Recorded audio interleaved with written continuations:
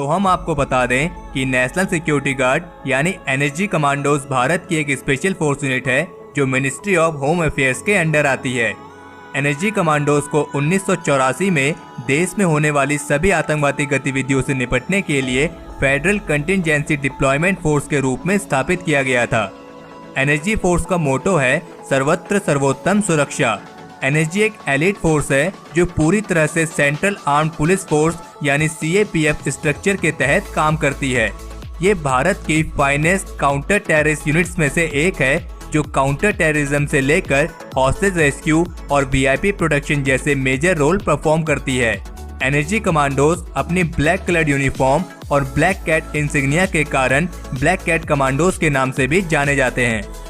तो चलिए बात करते हैं कि इस एलिट स्पेशल फोर्स को ज्वाइन कैसे किया जाए।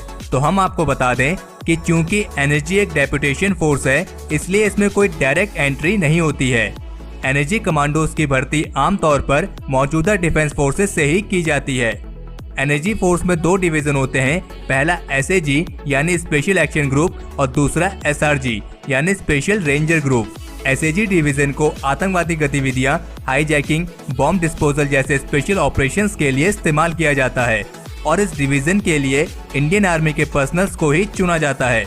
और अगर बात करें एसआरजी की तो एसआरजी डिवीजन को वीआईपी प्रोटेक्शन जैसे टास्क के लिए इस्तेमाल किया जाता है और इस डिवीजन के लिए कैंडिडेट्स को पैरामिलिट्री फोर्सेस और पुलिस सर्विसेज से चुना जाता है। तो अगर आप एनएसजी कमांडोज के लिए अप्लाई कर रहे हैं तो ये डिपेंड करता है कि आप किस डिवीजन के लिए अप्लाई कर रहे हैं।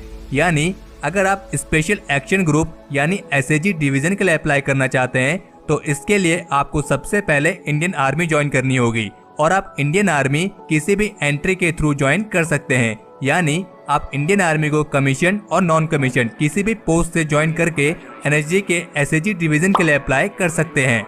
और अगर आप एनएसजी की एसआरजी डिवीजन के लिए अप्लाई करना चाहते हैं तो इसके लिए आपको सबसे पहले इंडियन पैरामिलिट्री फोर्सेस जैसे कि बीएसएफ, आईटीबीपी, एसएसबी, सीआरपीएफ जैसी फोर्सेस को ज्वाइन करना होगा और इसके बाद ही आप एसआरजी डिवीजन के लिए अप्लाई कर सकते हैं।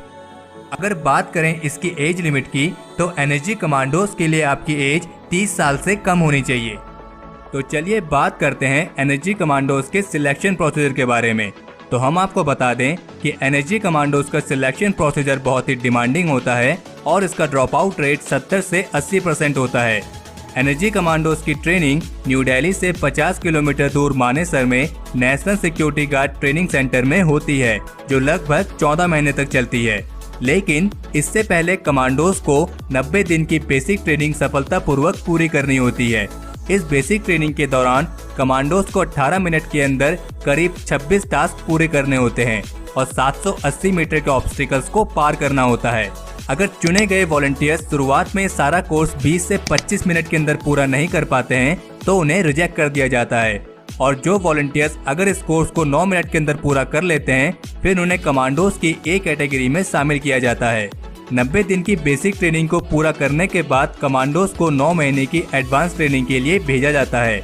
इस एडवांस ट्रेनिंग के दौरान कमांडोज को कई आधुनिक हथियार और गैजेट्स का इस्तेमाल करना सिखाया जाता है।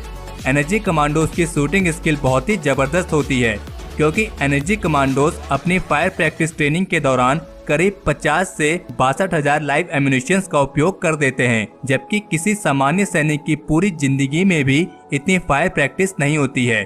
और कई बार तो एक दिन में एक कमांडो अपनी ट्रेनिंग के दौरान करीब 2 से 3,000 फायर कर देता है।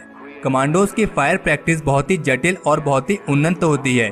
कमांडोज को 25 सेकंड के अंदर 14 अलग अलग टारगेट हिट करने होते हैं और ये 14 टारगेट सारे के सारे अलग अलग तरीके के हो सकते हैं। एनएसजी फोर्स में 53% आर्मी से चुने जाते हैं जबकि 47% पैरामिलिट्री फोर्स से। एनएसजी कमांडोज का मैक्सिमम सर्विस पीरियड 5 साल का ही होता है और इन 5 साल में भी सिर्फ 15 से 20% कमांडोज को ही रखा जाता है। बाकियों को 3 साल के बाद उनकी पेरेंट यूनिट में वापस भेज दिया जाता है। तो हमारे आज के इस एपिसोड के लिए इतना ही। अगर इस वीडियो को लेकर आपका कोई सुझाव या सजेशंस हो तो उसे कमेंट सेक्शन में शेयर जरूर करें और हमें उम्मीद है आपको ये वीडियो पसंद आई होगी। अगर आपने इस वीडियो को लाइक और शेयर नहीं किया है तो इसे लाइक और शेयर करें और अगर आपने अभी तक चैनल सब्सक्राइब नहीं किया है तो चैनल को सब्सक्राइब करना ना भूलें।